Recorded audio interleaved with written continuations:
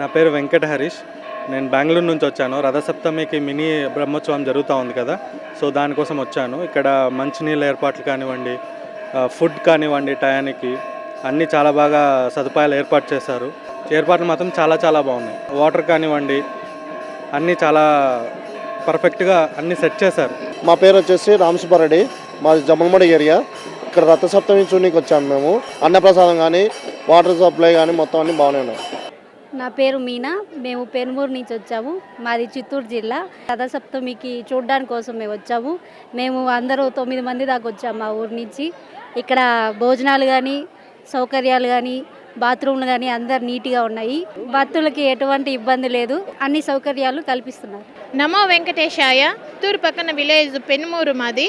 అక్కడి నుంచి మేము ప్రతి సంవత్సరము ఏడుకొండల స్వామి దర్శనానికి విచ్చేస్తూ ఉంటాము. కానీ ఇక్కడ అన్ని సౌకర్యాలు బ్రహ్మాండంగా చేస్తున్నారు. ఆహార పదార్థాల కాడ నుంచి పానీయాల కాడ నుంచి ప్రతి ఒక్కటి వసతి సౌకర్యం కల్పిస్తూ అందరికీ దర్శన భాగ్యాన్ని కల్పిస్తూ ఉన్నారు.